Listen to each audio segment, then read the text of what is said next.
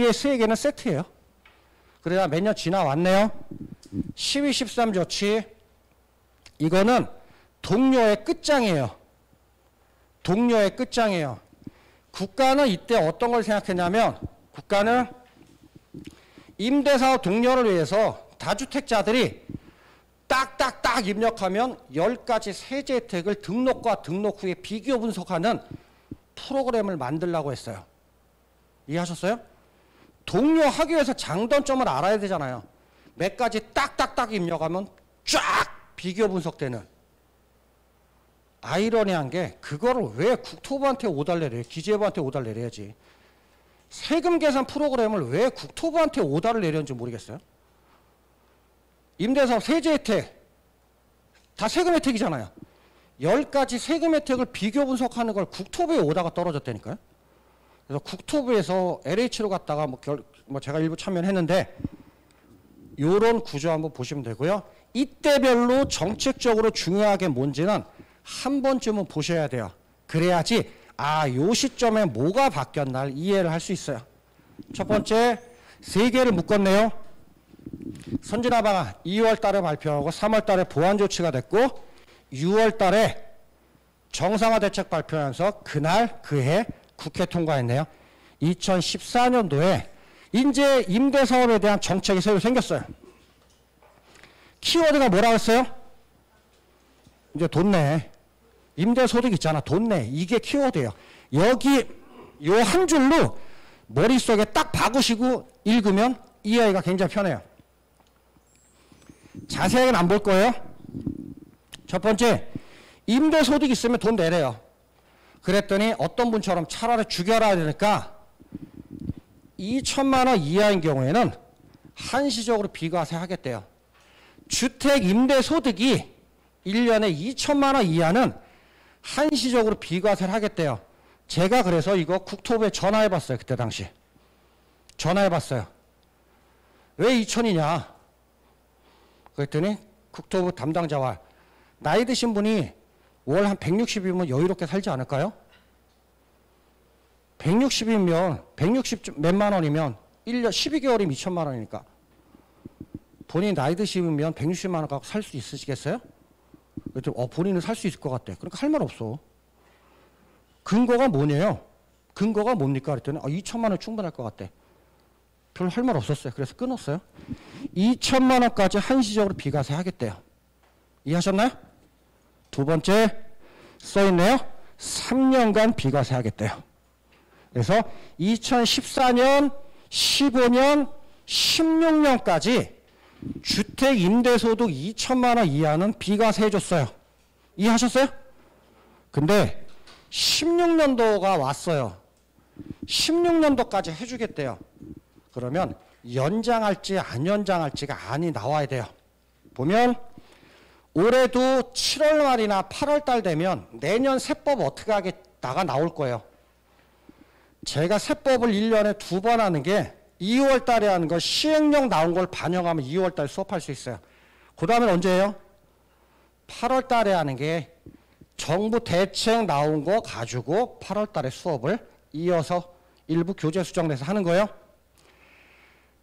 15년도에 이게 연장될지 안 연장될지는 15년도쯤에 나와요. 그죠? 16년도니까 16년 여름이면 나와요. 야졌죠? 그 해까지인데, 그 해 말까지인데 끝날 건지 연장할 건지는 정부 안이 나올 거잖아요.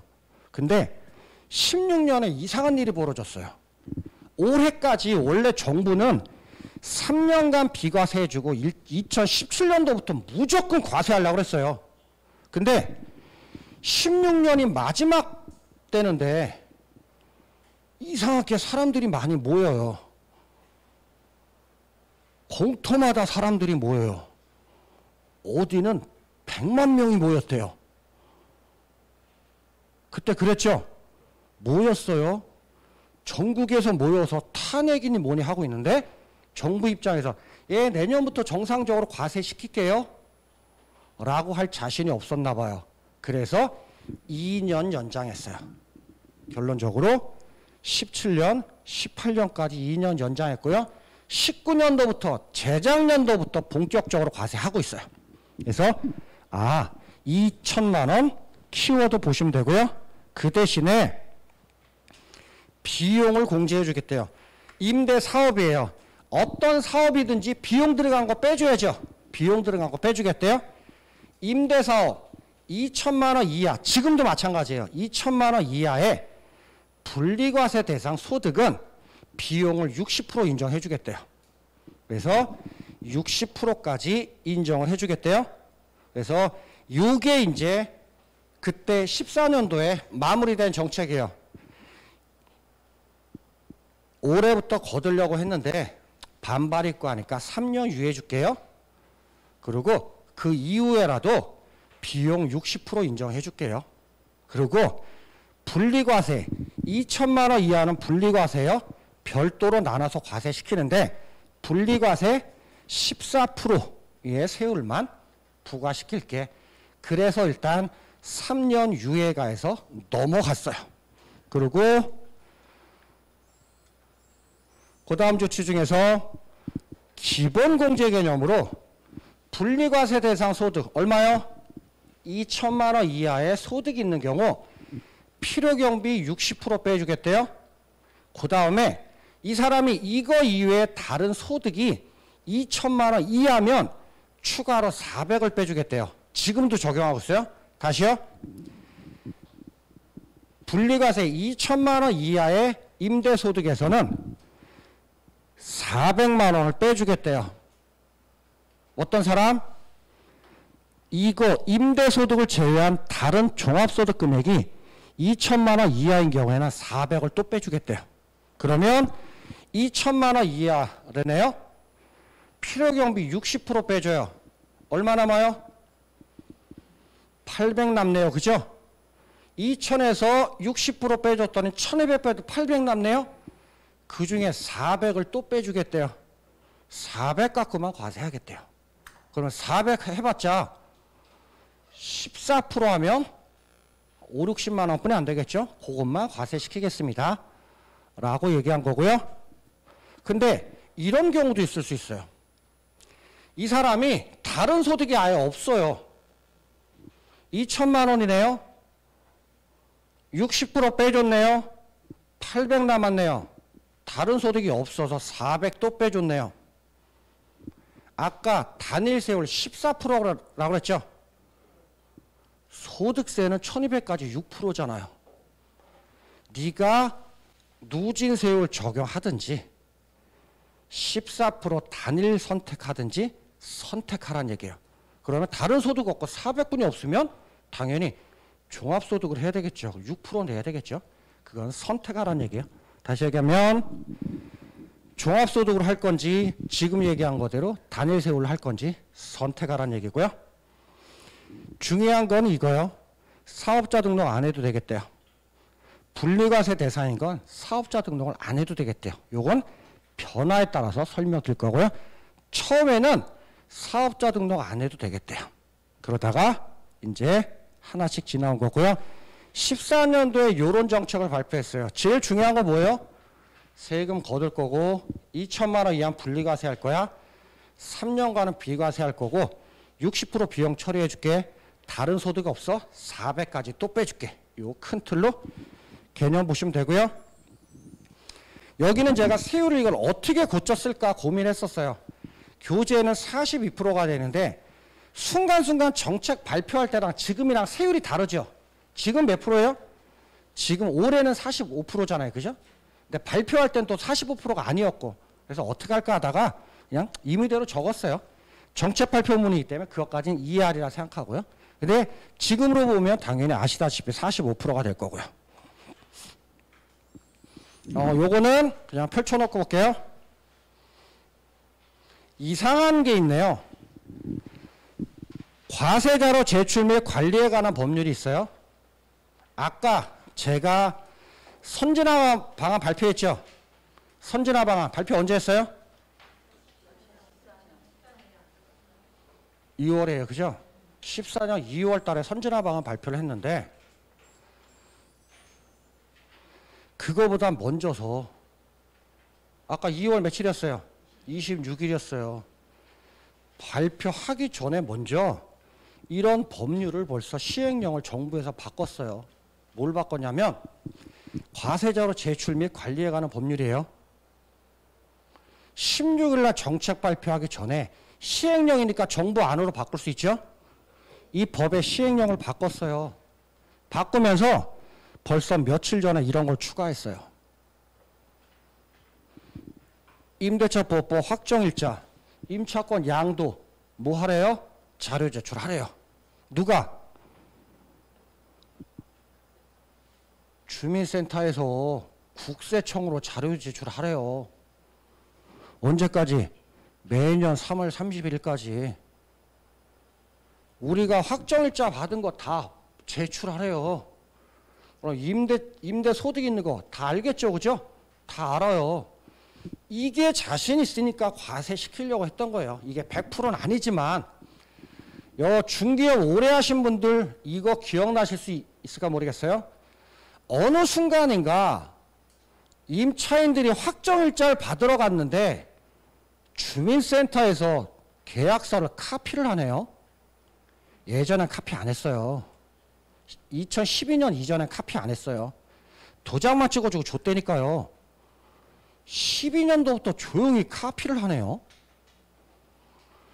카피를 하면 임대인 인적사항, 보증금, 월세가 다 나오잖아요.